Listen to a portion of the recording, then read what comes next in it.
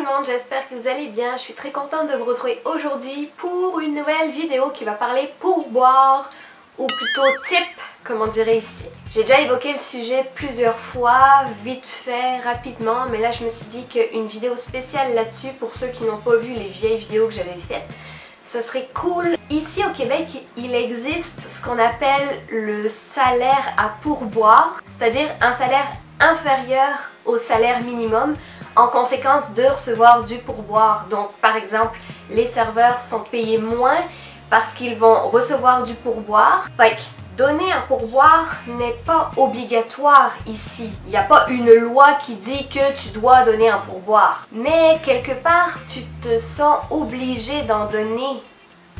Alors dans cette vidéo, je vous explique d'après ce que j'ai compris, c'est toujours comme ça, hein? À qui laisser du pourboire, combien, etc.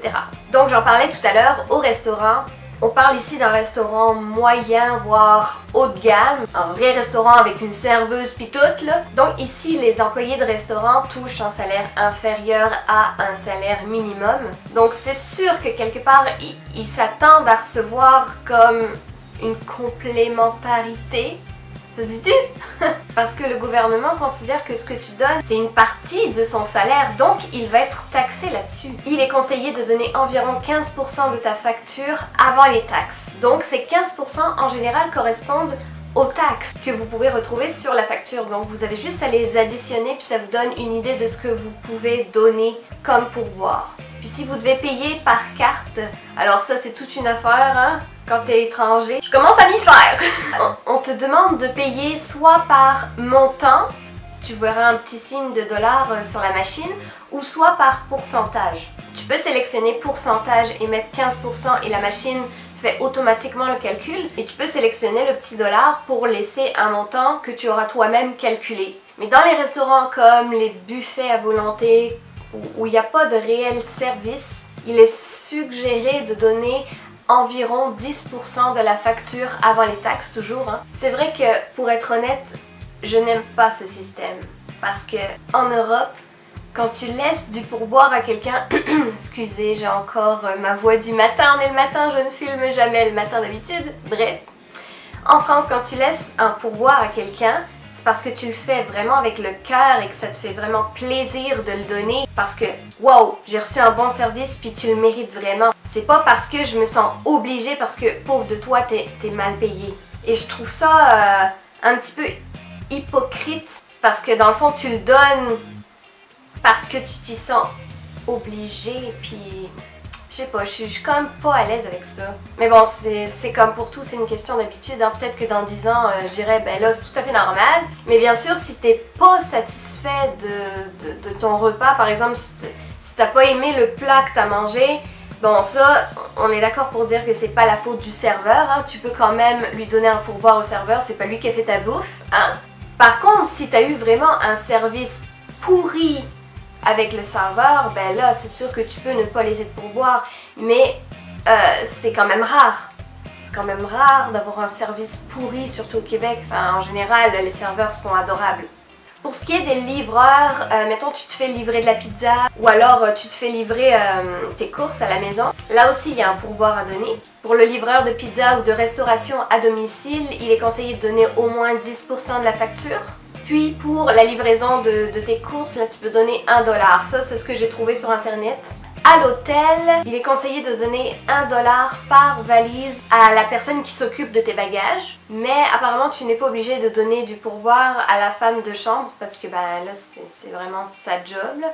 Encore une fois, il y a des affaires que je sais pas l'expliquer. Pourquoi tu dois donner à l'un et pas à l'autre. C'est encore une affaire de salaire qui est plus élevé ou moins. Soit dit en passant, on est arrivé en mai 2017 et le salaire minimum vient d'augmenter. Youhou, je vais avoir 50 cents de plus par heure dans mon salaire. Fait que... champagne! Après, si tu lui demandes tout un tas d'affaires à ta femme de ménage, si tu lui demandes des services un peu spéciaux, ben... donne-lui du pourboire, ça tombe sous le sens. Enfin, j'avais même pas besoin de le mentionner, je pense, hein? Le chauffeur de taxi. Bon, il est conseillé de donner environ 10% du prix qu'il te charge pour la course. et d'ajouter environ 1 dollar à chaque valise qu'il aura portée pour toi, etc. Ce genre d'affaires-là. Par contre, bon, s'il a fait tout le tour de la ville pour rien, si t'as fait perdre du temps, blablabla, là, faut pas exagérer non plus, quoi. Mais comme pour tout, ça tombe sous le sens. Alors, en ce qui concerne tous les soins personnels, coiffure, manucure, massothérapie, esthéticienne, toutes ces affaires-là, il est conseillé de donner entre 5 et 10% de la facture, toujours avant taxe. Donc en fait, chaque fois que tu reçois un service de quelqu'un, tu laisses un pourboire. Puis si j'ai bien compris, le pourcentage varie selon à quel point l'employé est plus ou moins bien payé. Je parle pas très bien la France ce temps-ci. Mais vous m'aurez compris! Alors, on va passer au tatoueur. J'ai comme pas de conseils à donner parce que ce que j'ai vu était tellement éparpillé. Certains disent, ben oui, voyons donc, tu donnes un tip au tatoueur là, pour le beau travail qu'il a fait. Et certains disent, ben là, ils sont assez payés, me semble. Moi, le seul tatouage que j'ai fait au Québec, celui dans le dos, j'ai donné comme beaucoup trop de tips.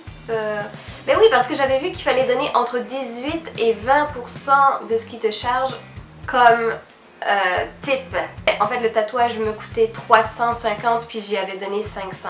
C'est sûr que maintenant, je le sais, c'est beaucoup trop. Mais en même temps, si c'est à refaire, probablement que je le referai pareil parce que pour moi, le tatouage, c'est comme... je vais le garder toute ma vie. Puis c'est pas comme un service...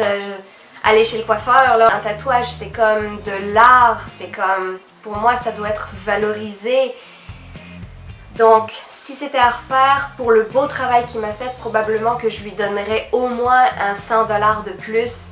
Mais apparemment tu n'es pas obligé de typer ton tatoueur, alors vous me le direz dans les commentaires, est-ce que vous donnez du pourboire à vos tatoueurs et environ combien pour que je le sache parce que je vais bientôt aller me refaire tatouer, tu vois. Puis c'est sûr que ça dépend aussi de la réalisation de la pièce, de combien d'heures ça a pris. Est-ce que tu es venu avec ton dessin ou est-ce que tu as demandé au tatoueur de te faire un dessin très personnalisé, etc. Ça dépend de plusieurs affaires, mais voilà.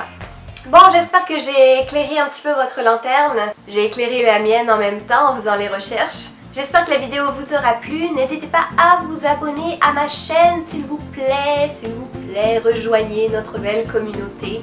Ça va me faire plaisir comme à chaque fois. Et puis moi je vous laisse et je vous dis à très bientôt pour une nouvelle vidéo. Bye bye tout le monde.